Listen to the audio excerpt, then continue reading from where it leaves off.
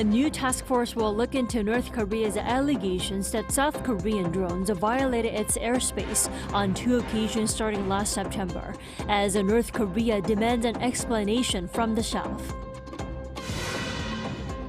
Trade Minister Yohangu is in the U.S. to explain areas of misunderstanding on issues, including concerns raised by U.S. lawmakers over e-commerce giant Coupang and digital regulation. And this year's Best Animated Feature and Best Original Song at the Golden Globes went to Netflix's hit animated film KPop Demon Hunters. North Korea has called on South Korea to clarify an alleged drone intrusion into its airspace. Now, pundits here believe the drones that the regime claims came from the South were civilian crafts. Our defense correspondent Kim Bo-kyung has our top story tonight. Aside from the Defense Ministry's claims that South Korean drone infiltrations were not a military operation, experts say a civilian drone was likely involved after considering the pictures released by the North. The drone reportedly matches the Skywalker Titan 2160 model, commonly used by ordinary people that can be purchased through overseas platforms. They used regular commercial parts, not military ones. The design is very vulnerable to jamming or other means of bringing drones down. It's not military equipment at all, just for civilian use. In fact, it's almost the same as models that anyone can easily order from Chinese online shopping sites. Pyongyang claimed South Korean drone infiltrations were first made in September last year and then in January.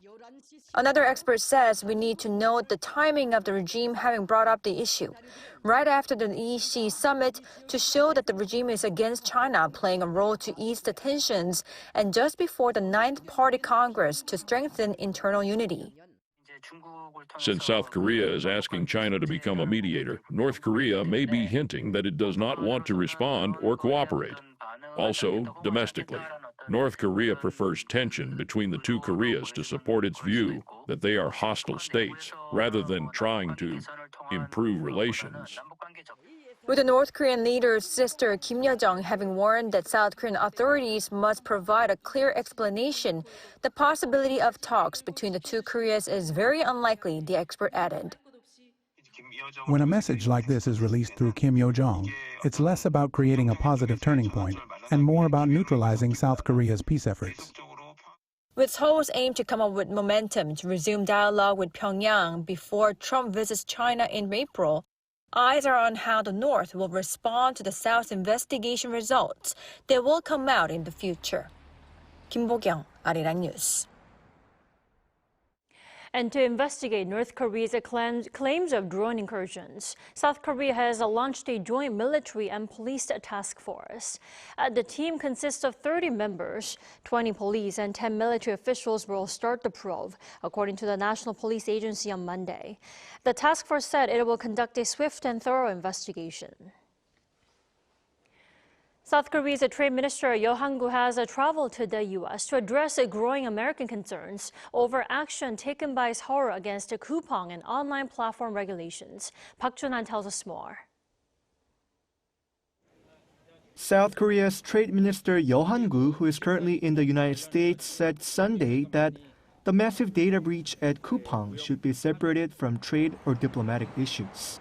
He added that the core problem lies in the large-scale personal information leak at Coupang and the company's inadequate response.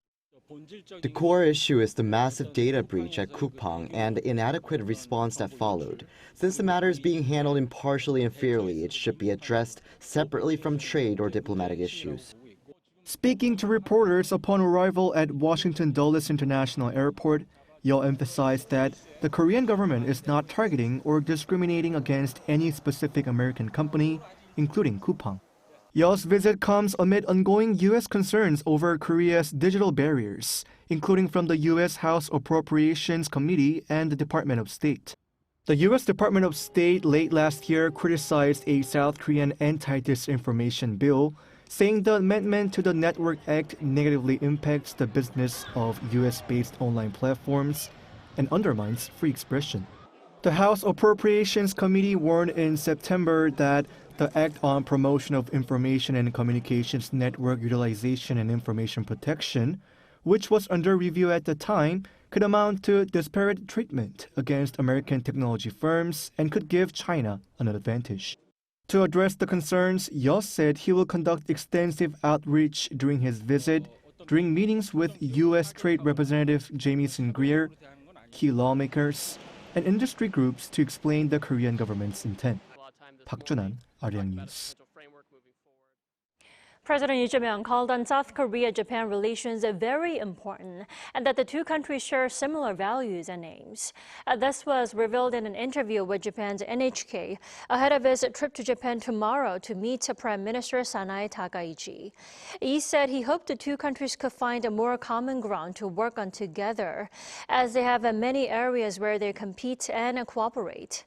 The two leaders are expected to discuss bilateral relations and regional issues, as well as cooperation and economic matters when they meet for talks on Tuesday. They last met in South Korea's Gyeongju in October on the sidelines of the APEC leaders meeting. President Lee Jae-myung has called on religious communities to play a bigger role in fostering national unity. Speaking at a New Year's luncheon with religious leaders at the Blue House on Monday, President Lee urged them to help build a more harmonious and inclusive society by putting the core values of love into practice. Acknowledging that conflict, hatred, and intolerance are on the rise in South Korea, he added that while uniting the people is his most important duty, there are limits to what he alone can achieve despite continued efforts. Representatives from major faiths attended the event, including Buddhism, Protestantism, and Catholicism.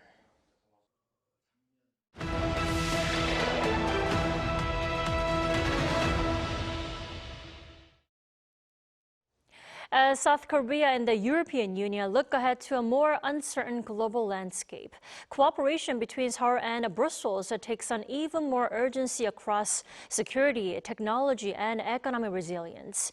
Our Oh Soo-young sat down with the EU ambassador to Korea to hear his outlook for the new year. Seoul and Brussels face greater strategic challenges in 2026, rendering value-based cooperation more crucial than ever. That's according to Europe's top envoy in Seoul, Ambassador Ugo Astuto, speaking with Arirang News. Well, I think it's absolutely essential that two like-minded democracies and advanced economies such as the EU and Korea work together. As I said earlier, we are facing headwinds in the international scene. So that's a moment where friends and partners need to come together. And we do. I'm glad to say we do. A veteran European diplomat, Astuto took up his post in Seoul last year after holding senior Asia-Pacific roles at both the European External Action Service and Italy's Foreign Ministry. In his outlook for the new year, Astuto points first to security as the major common challenge ahead.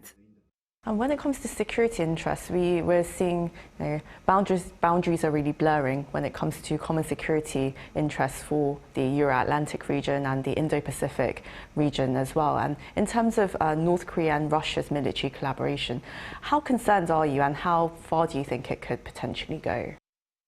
Look, we are very concerned. This security nexus, which is getting stronger by the day. When you look at the support that North Korea has been offering to Russia and its aggression against Ukraine, we all know that North Korea is getting something in return: economic support, energy, foodstuff, and I sense military technology. We don't know how far Russia can go, but we all know that Russia doesn't have many scruples in that respect.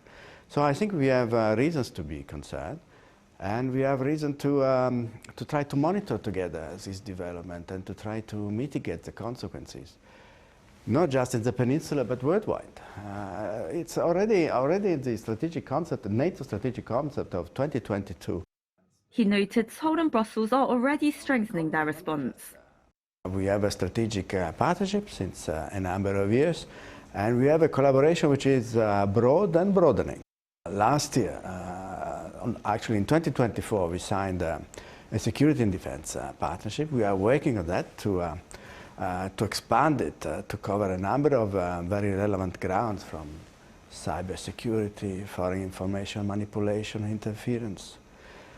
And we work together to uphold the multilateral system of international governance.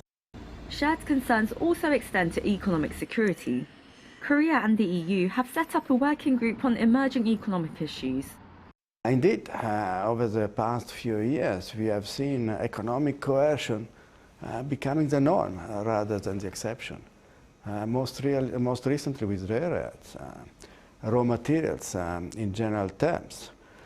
Again, as advanced democracy, we must have reliable supply chains in place, and this means that we can work together at de-risking, for instance, making sure that we have a reliable network of suppliers in place when it comes to raw materials, to those essential items which will be key for the fourth industrial revolution, which are already proving key for the most innovative parts of our economies.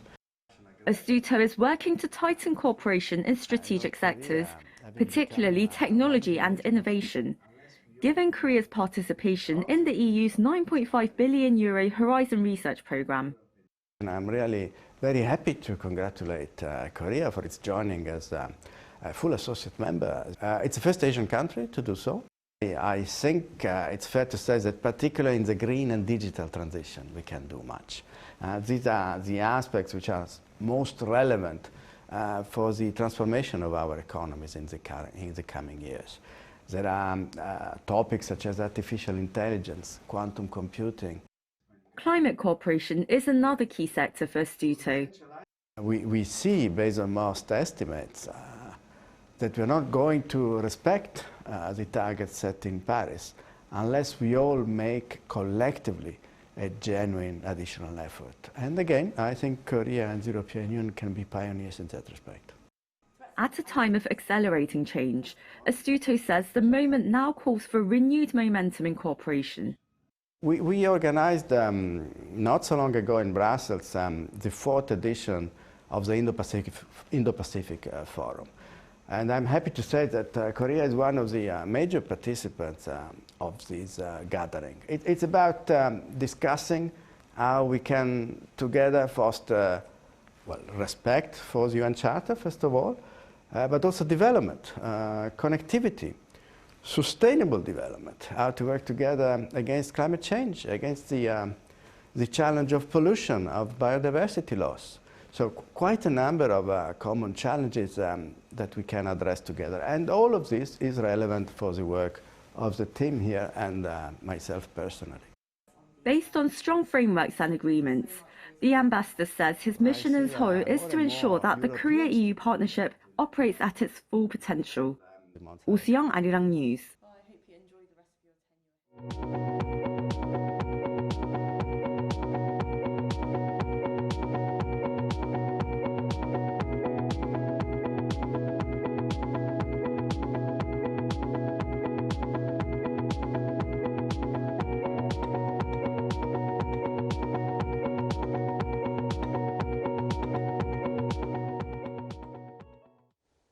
Reports of a ruthless campaign against protesters in Iran by their government are fueling fears of a potential hostile intervention by the Trump administration against the Iranian leadership. Kim Do-yeon reports. More than 500 people have died in the ongoing unrest in Iran.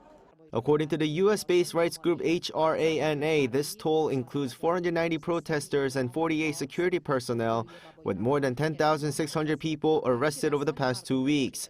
Considering all means of communication have been down, another Iranian rights activist group said some sources have claimed that more than 2,000 have died. While these figures have not been independently verified, the violence has prompted a scheduled meeting on Tuesday between U.S. President Donald Trump and senior advisors to discuss options ranging from cyber weapons to military strikes. There seem to be some people killed that aren't supposed to be killed. These are violent, if you call them leaders, I don't know if they're leaders or just they rule through violence. But we're looking at it very seriously. The military is looking at it, and we're looking at some very strong options. We'll make a determination. President Trump also claimed that Iranian leadership has reached out to negotiate, sensing the pressure. However, he warned that the U.S. may be forced to act before any talks can take place if the violence against civilians doesn't stop immediately. This marks a significant shift from the administration's earlier stance of moral support to now weighing up direct action. Tehran has responded with immediate threats of its own. Iranian officials warned that if the U.S. launches any attack, U.S. bases in the region and Israel will be considered legitimate targets for retaliation. Parliament Speaker Mohammad Bagher Ghalibaf has said that the country is ready for a full-scale war if provoked. Despite these threats and the severe risk of arrest or death, Iranians continue to take to the streets. The demonstrations began 2 weeks ago, sparked by the collapse of the Iranian rial and rising living costs. These economic protests have since expanded, with demonstrators calling for a change in leadership. It is against this backdrop that the U.S. has warned of potential military intervention if the crackdown continues. With the opposition groups reporting significant casualties and the U.S. president confirming that strong options are being reviewed, attention is now on how the Iranian government will respond to both the internal dissent and the external pressure. Kim Do-yeon, Arirang News. Netflix's hits film K-pop Demon Hunters scored a double win at the 83rd Golden Globe Awards in LA this past Sunday, fueling expectations for further success at the Academy Awards. Our culture correspondent Park Gon-woo has the details. And it was. This comes as Netflix's mega-hit movie K-pop Demon Hunters scored a double win at the 83rd Golden Globe Awards held in Los Angeles on Sunday local time. In the Best Animated Feature category, the film competed against titles including Zootopia 2, one of the highest-grossing releases in Walt Disney Animation Studios history. Accepting the award, director Maggie Kang spoke with her voice trembling with emotion. Thank you to the Golden Globes and for everyone who believed that a movie so deeply rooted in Korean culture could resonate with a global audience. The main song from the film's official soundtrack, Golden, also beat out competing songs from major releases, including Wicked for Good and Avatar Fire and Ash. Singer-songwriter EJAE burst into tears as she accepted the award, dedicating the honor to people who've had doors closed on them, encouraging them never to give up. It's a dream come true to be part of a song that is helping other girls, other boys, and everyone from all ages to get through their hardship and to accept themselves. So thank you, Golden Globes, for accepting my voice and our voice. The wins marked a double victory, though the film fell short of a third award in the Cinematic and Box Office Achievement category. Korean film No Other Choice was nominated in 3 categories, including Best Non-English Film and Best Male Actor, but did not secure a win. Still, one expert says the wins by K-pop Demon Hunters are truly significant in themselves. The film has been a global phenomenon. The movie, along with the soundtrack song Golden, has topped numerous charts in a way unmatched by other films. It has also sparked countless cover videos and memes, influencing even people who haven't seen the movie itself. She added that while the Golden Globe wins do not guarantee success at the Academy Awards, the film's strong critical reception and global popularity will be considered similarly, suggesting it could remain as a serious contender. And with that in mind, expectations are building for further success for Korean cinema and the upcoming Oscars in March. Park Gon-woo, Arirang News. The Culture Ministry is setting aside 43 billion Korean won, or over $29 million this year, to nurture 3,400 AI-related professionals to keep pace with the dramatic changes in the global content industry. The ministry will work with the Korea Creative Content Agency to foster talent with expertise in AI-powered production to strengthen K-content ranging from music to dramas to movies and webtoons.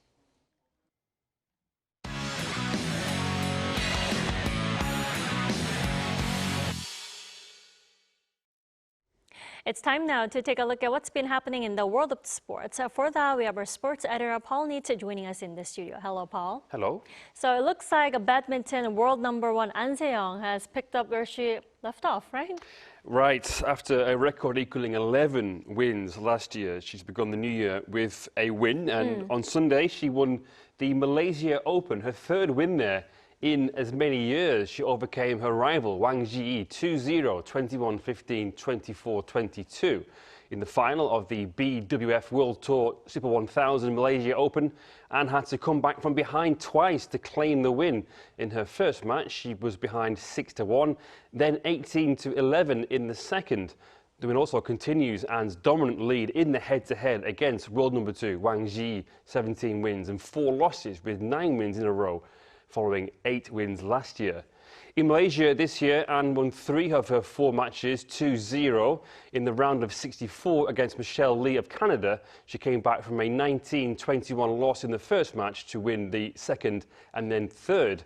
In the semis, Chen Yufei was forced to withdraw due to injury. Well, An Se-young seemingly setting the tone for the year ahead. Now, moving on to tennis, there was a rather interesting exhibition game that took place over the weekend here in South Korea, right? Indeed, yes. Carlos Alcaraz versus Yannick Sinner, with Alcaraz winning in straight sets. The match ended 7-5, 7-6, 8-6 in front of a crowd of around 12,000 fans at Inspire Arena in Incheon. Both were playing in Korea for the first time and used the match as preparation for the Australian Open, the first major of the season, which begins on January the 18th. Both said they would like to come back to Korea and thank the fans for their warm support. The two are rivals but friendly ones, and they shared the past 8 Grand Slams over the past 2 years. Now, Paul, moving on to football, South Korea's under-23 team looks set to reach the knockouts of the Asian Cup, right? That's right, yes. 1 win and 1 draw so far from the first 2 games. That means they have 4 points to sit top of Group C on goal difference. The win came on Saturday, 4-2 over Lebanon, thanks to goals from Lee Hyun-young, Jung Jae-sang, Kang Sung-jin and Kim Tae-won. It was a game that saw Korea come from behind twice before Jung Jae-sang made it 2-2, and then 2 more goals were added in the last 20 minutes. But a draw for Uzbekistan with Iran on Sunday means that Korea's destiny is in their own hands, and they play Uzbekistan on Tuesday in the final group game. Should Korea finish first, they'll face one of China, Australia or Iraq in the first knockout round. Korea won this tournament in 2020, their first title. Japan won the last edition in 2024. The top 3 teams will secure a place in the Olympics. I see. Well, finally, but sticking with football, some more goals and assists from Korean stars over in Europe over the weekend. Tell us more. Yeah, actually there were a couple of Korean derbies of sorts as well. And Jung Woo-young scored in one of those, a 2-2 draw for Union Berlin with EJAE Mainz in the Bundesliga. He got an assist in that one, but Jung's goal came with 13 minutes to go to make it 2-1, with Mainz having built up a 2-goal lead. The assist for E was for Nadiem Amri on 30 minutes, which was the goal that opened the scoring. The other Korean derby saw Yang Min-hyuk make his debut for Coventry City in the FA Cup against Bedford's Stoke City. Stoke won 1-0. And Hwang Hee-chan, meanwhile, got an assist in Wolves' 6-1 FA Cup third-round win over Shrewsbury, supplying Jørgen Strand Larsen inside 9 minutes to make it 1-0. There had been some concerns of another injury, but Hwang started the game and played 74 minutes. Great stuff. Fitness will be very important in the World Cup year. Paul, thanks for coming in tonight. Thank you.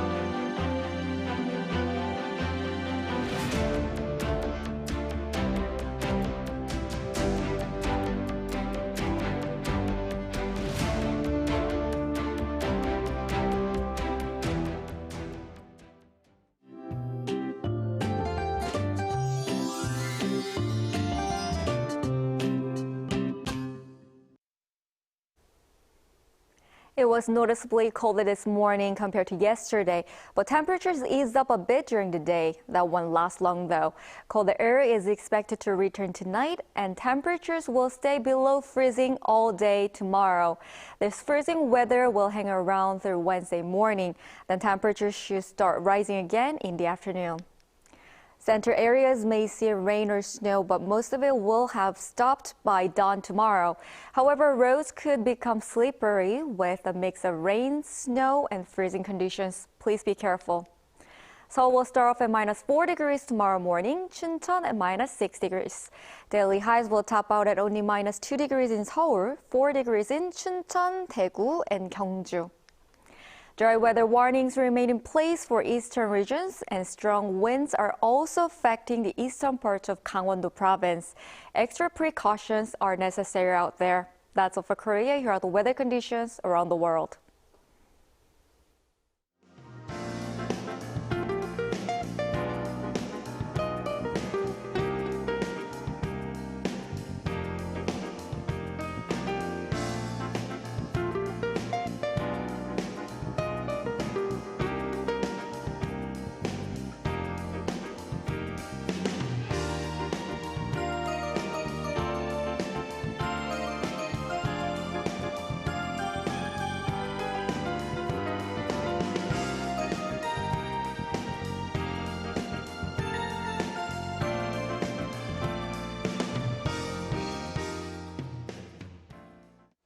That is all we have for tonight. I'm Kim Dami. From all of us here at Arirang, thanks for watching and good night.